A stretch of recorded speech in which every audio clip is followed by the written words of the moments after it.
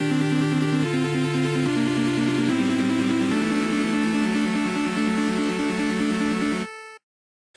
what's up everybody? It's MoFat here with episode 3 of Wiimote Mastery, where I, MoFat, attempt to master the Wii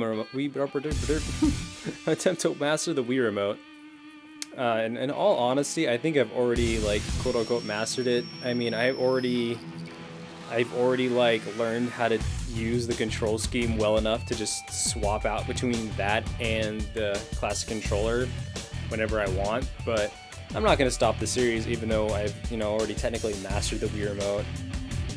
I'm going to keep it going for a while, probably two more episodes. Maybe I'll get to episode 5, maybe episode 6, and then I'll jump over to something else, throw down a new series, keep things fresh, keep them shaking. Yeah.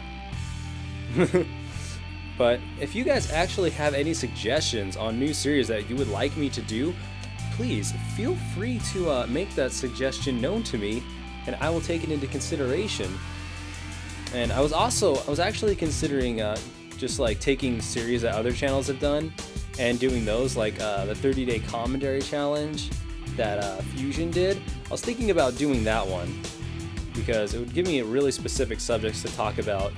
And I mean, hey, you guys know me. Usually I'm just kind of like, all friggin' over the place. I'm here, there, everywhere. I don't know what I'm talking about.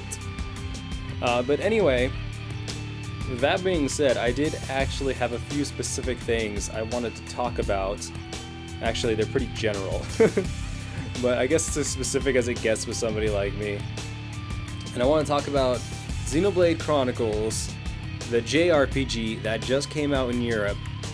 And I mentioned this in my video Operation Rainfall, where I told you guys about, the campaign Operation Rainfall that was trying to get Xenoblade, Pandora's Tower, and the last story localized to America.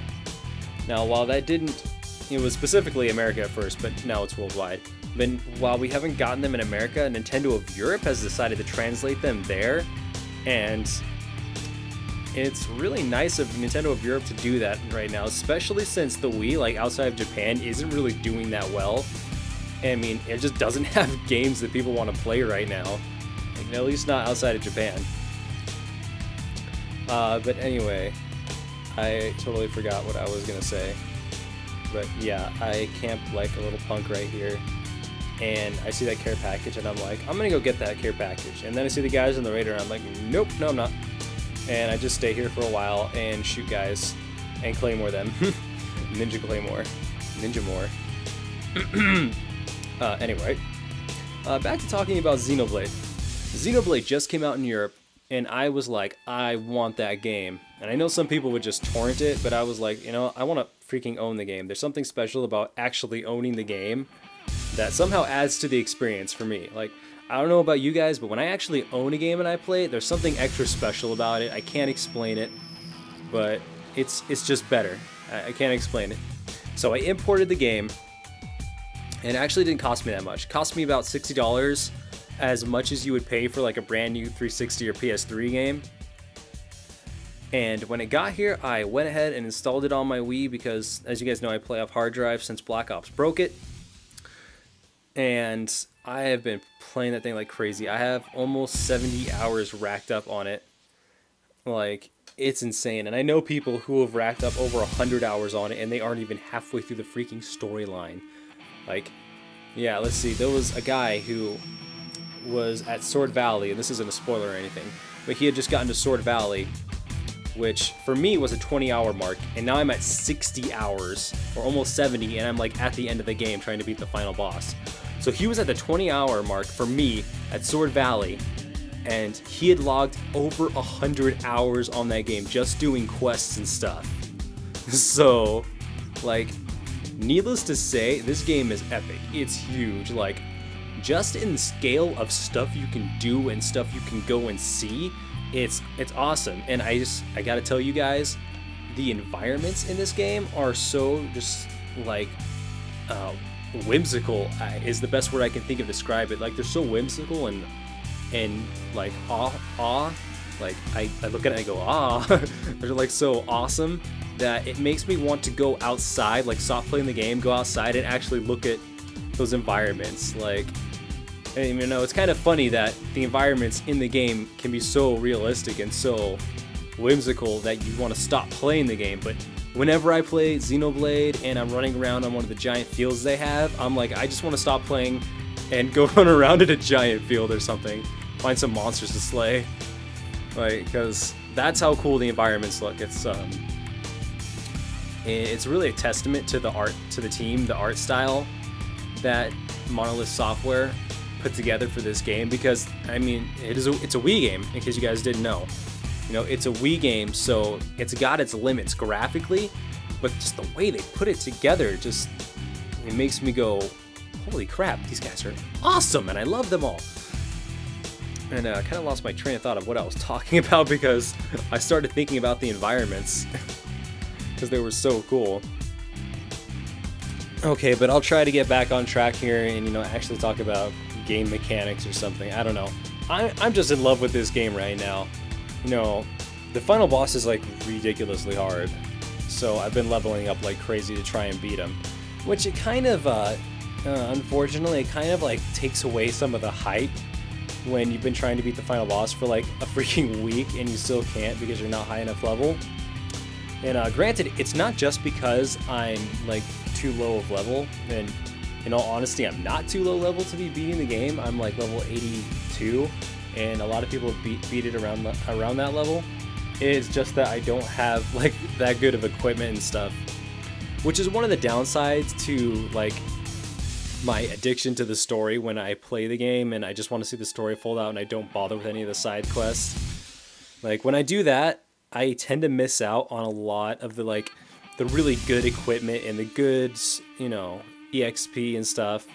Like basically things that make the game a whole lot, you know, easier to not exactly float through, but it'll make it so you can beat the final boss at a decent level. I'll tell you that much right now. But I pretty much decided to get up to around level like 87 and then go back and fight the final boss, because I'm pretty sure that should be enough, because I got really close to beating him at level like 81. So I figured go up 6 levels, you know, everything will be fine. I'll be able to do that, no problem. Oh, and also, I want to talk about this a little bit. There's a New Game Plus mode on it, which if you guys don't know what that is, I will tell you. It's basically where you can start a new game and you bring over all the old equipment from your last game. Like all the levels that you had in the last game are there. Like if I finish this game at level 99 and I start New Game Plus, I'll be at level 99 when I start the new game, and I'll just like destroy and demolish everything, crush it under my fist of iron and stuff. I don't know what that was. But anyway, I do plan to start a New Game Plus and stream this game. Like a lot of you guys, no, probably not a lot of you guys, I think like 7 of you guys actually saw me stream this game for a while, for like 6 hours or something. And I streamed it a little bit after that, but then I found out about the New Game Plus mode and I was like, huh, you know, this would be a lot better if I could just, you know, destroy all of the bosses while I was streaming this. So that's what I'm gonna do, because for you guys that were watching, you know that I would like be going in on the story and stuff, and then all of a sudden I would be too weak to take on a boss, and it would be like, oh, well, that sucks. I guess I'm gonna have to run around and grind for like the next hour and a half before the story can progress, which is really boring to watch. So yeah, so I decided it would be in the best interests of you guys watching the stream when I do stream it, that I have New Game Plus going. And plus, I kind of like it too, just having New Game Plus and being able to just, you know, plow through any obstacle that comes in my way. And plus, on New Game Plus, I'll be able to like concentrate on quests and stuff. Like, I'll already know the story, the outcome of the story, so I'll actually have time to do that. Because like I said, once the story gets going, I am a monster for that story. Like I play solely to figure out what's going to happen, you know, to the characters and to the world, and just what twist the story is going to take. And while I'm on the subject of story, I just gotta say this story is really good. And I'm not going to overhype it because I hate when people overhype stuff and then somebody gets disappointed. Like, I can't stand that. Like, a great example of that is Ocarina of Time. People overhype the crap out of that game, and then somebody plays it and they're like, oh, you know, it was okay. Wasn't that good? Which I kind of want to punch those people. But, you know, in all honesty, it is the fault of the person that overhyped it for them. And plus the game's like 10 years old, but that's a totally different subject. So I'm not going to overhype this. I'm just going to say this story is not what you would usually expect from a JRPG. Like, it has familiar elements from, you know, your Tales games, your Final Fantasy games, but it doesn't, you know, present them in the way that, you know, a Tales game does. And that's the best way I can think of it. Like, Tales games are the most story-driven generic games, like, in the world. Like, they're cool and they're awesome, but they are literally they have literally the most generic stories you will ever see. But like I said, it takes very familiar elements and themes and it puts a new twist on them. You know, it makes it so you don't have that feeling of, you know, been there, done that, which is really important when you're playing a JRPG. And then I wanted to talk about, like, the characters a little bit. Like, the story is very cool and it does things you don't expect or you do expect, but in new ways. Like, either way, the story has my blessing as a writer and a critic. Don't know how much that means to you guys, because most of you probably don't watch my machinima stuff, but it's a great story worthwhile playing through. But no story is any good without good characters. And while I wish that the characters here had more depth, and like, they do have quite a bit of depth, but, you know, it would be nice if they had more depth, but I don't know. I'm not bashing the characters, like the character development and personalities. Like, they're fully developed and stuff, but I would have liked to see a little bit more story dealing with them. It's not that their personalities aren't there, it's just that during the course of the story, I didn't get to see as much of their personalities as I would have liked to.